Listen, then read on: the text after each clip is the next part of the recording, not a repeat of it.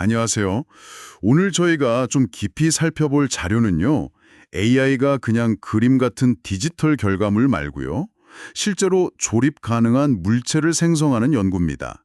특히 레고 디자인에 관한 건데요. 아, 네. 흥미로운 주제죠. 단순히 3D 모델 만드는 걸 넘어서 이게 물리적으로 안정적인 구조여야 한다는 거잖아요. 그게 핵심인 것 같아요. 맞습니다. 레고가 사실 놀이, 교육, 예술, 아니면 시제품 만들 때도 쓰이고 정말 다양하게 활용되잖아요? 그렇죠. 근데 좀 복잡한 걸 손으로 디자인하려면 꽤 어렵죠. 시간도 많이 들고. 네네. 그래서 이걸 자동으로 해보려는 연구들이 있었는데 기존 방식들은 좀 한계가 있었어요. 예를 들면 이미 만들어진 3D 모델을 그냥 레고로 바꾸거나 아니면 자동차면 자동차, 건물이면 건물 이렇게 특정 카테고리만 가능했거든요. 아하. 그런데 이번 연구는 그 한계를 넘어서 그냥 텍스트 설명만 딱 주면 실제 조립도 되고 또 안정적인 레고 구조물을 바로 생성하는 걸 목표로 했다는 거죠. 네, 바로 그겁니다. 야, 이거 어떻게 접근했을까요?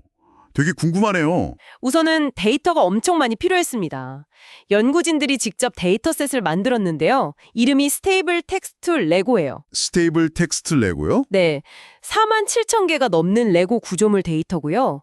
이게 그냥 막 모은 게 아니라 ShapeNet Core라고 기존에 있는 3D 모델 데이터셋이 있거든요. 들어본 것 같아요. 네, 거기에 있는 21개 카테고리에서 28,000개 넘는 실제 3D 객체를 기반으로 만든 레고 구조물들이에요. 와, 47,000개. 진짜 규모가 크네요. 그럼 각 구조물마다 텍스트 설명이 붙어 있고 또 뭔가 중요한 정보가 있다고요? 네, 그게 정말 중요한데요. 바로 안정성 점수라는 겁니다. 안정성 점수요? 네, 0점에서 1점 사이 값인데요. 이게 높을수록 물리적으로 안정적이고 실제로 조립하기 쉽다는 뜻이에요. 이 점수가 이 연구의 핵심 차별점 중 하나라고 할 수 있습니다. 오, 그냥 보기 좋은 모델이 아니라 진짜 만들 수 있냐 없냐 이걸 숫자로 보여준다는 거군요. 그렇죠. 정량적인 지표인 거죠. 그럼 그 안정성 점수는 구체적으로 어떻게 계산하는 건가요? 그냥 딱 보고 이건 튼튼해 보이네? 이렇게 하는 건 아닐 테고. 하하, 당연히 아니죠. 각 레고 브릭 하나하나에다가 안정성 값 SI를 0에서 1 사이로 매겨요. 1에 가까우면 아주 안정적인 거고 0이면 그 브릭 때문에 전체 구조가 무너질 수 있다는 뜻입니다. 그 브릭 하나 때문에요? 네.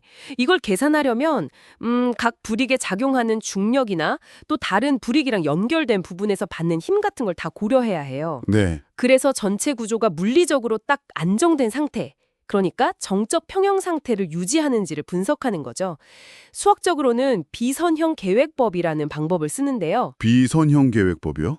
좀 어려운데요? 네, 용어는 좀 그런데 간단히 말하면 여러 가지 물리적인 제약 조건 아래에서 가장 안정적인 답을 찾는 과정이라고 보시면 돼요. 아하, 그러니까 단순히 모양만 따라하는 게 아니라 AI가 진짜 물리 법칙을 이해하고 적용해서 디자인을 하는 거군요. 와. 맞습니다. 물리적 타당성을 검증하는 거죠.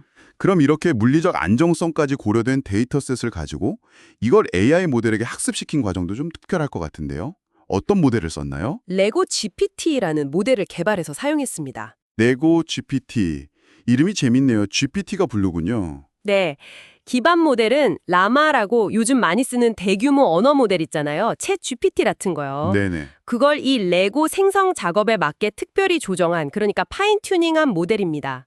사용자가 텍스트로 이런 걸 만들어줘 하고 설명을 입력하면요. 네. 모델이 필요한 레고 브릭 종류랑 그 브릭이 3차원 공간 어디에 놓여야 하는지, 예를 들면 2 곱하기 4 크기 브릭, 위치는 2,1,0 이런 식으로 순서대로 쭉 생성해줘요. 마치 글짓기 하듯이요. 이걸 자기회기, 오토 리그레시브 방식이라고 부릅니다.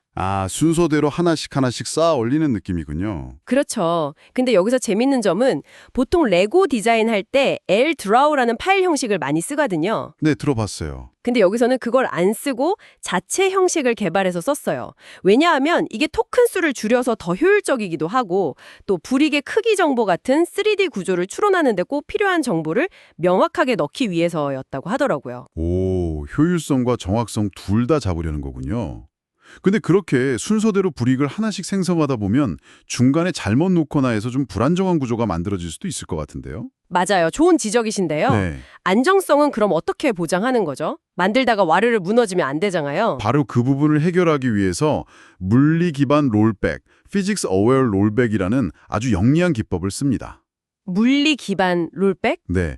모델이 불이익을 하나 딱 추가할 때마다 바로 그 불이익을 포함한 구조 전체의 안정성 점수를 다시 계산해요. 아, 매번 계산하는군요. 네, 실시간으로요.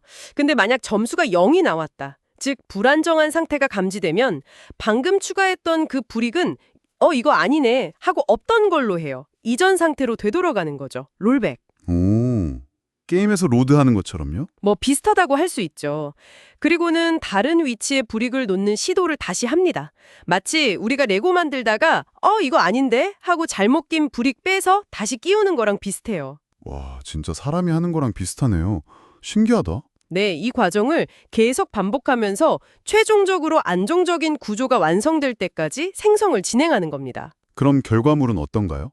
텍스트 설명에 맞는 그럴듯한 모양은 당연히 나올 테고 정말로 사람이 그걸 보고 조립까지 할 수 있는 수준인가요? 네, 그렇습니다. 논문에 보면 피겨 11의 사진들이 실려 있는데요. AI가 디자인한 도면, 아니죠? 생성된 불이익 순서를 보고 사용자들이 실제로 조립하는 모습들이 나와요. 진짜요? 어떤 것들을 만들었는데요? 예를 들면 평평한 좌석과 등받이가 있는 벤치라던가 선반이 3개 있는 책장, 심지어는 선벌스트 무늬의 레스폴 기타 같이 꽤 복잡해 보이는 형태도 있고요. 기타까지요? 와, 네, 그냥 텍스트 입력만으로 이런 것들을 안정적으로 생성해내고 또 그걸 보고 사람들이 실제로 만들 수 있다는 거죠. 어떻게 보면 생성된 불이익 순서 자체가 조립 설명서 역할도 하는 셈이고요. 와, 결과 정말 인상적이네요. AI가 단순히 디지털 정보만 다루는 게 아니라 실제 물리 세계의 제약 조건, 그러니까 조립할 수 있느냐, 튼튼하냐 이런 것까지 고려해서 뭔가를 창조해낸다는 발상 자체가 놀랍습니다. 그렇죠. 물론 아직은 사용할 수 있는 브릭 종류가 좀 제한적이라거나 만들 수 있는 크기의 한계는 있겠지만요. 네, 정확히 보셨습니다. 아직 한계는 분명히 있죠. 하지만 이 연구는 AI가 단순히 정보 처리 기계를 넘어서 실제 물리적인 세계와 상호작용하면서 실용적이고 창의적인 결과물을 만들어낼 수 있다는 어떤 가능성을 보여준 거라고 생각해요. 네, 가능성이 정말 커 보이네요. 앞으로 불익 종류가 더 다양해지고 데이터셋 규모도 더 커진다면 훨씬 더 복잡하고 정교하면서도 중요한 건 실제로 만들 수 있는 그런 디자인들이 막 나올 수 있겠죠. 오늘 저희가 살펴본 내용처럼 AI가 단순히 화면 속 그림이나 글자를 넘어 우리가 직접 만지고 사용할 수 있는 실제 물건의 설계와 제작 과정에 앞으로 어떤 영향을 미치게 될지 한번 생각해 보시는 것도 여러분께 꽤 흥미로운 질문이 될 것 같습니다.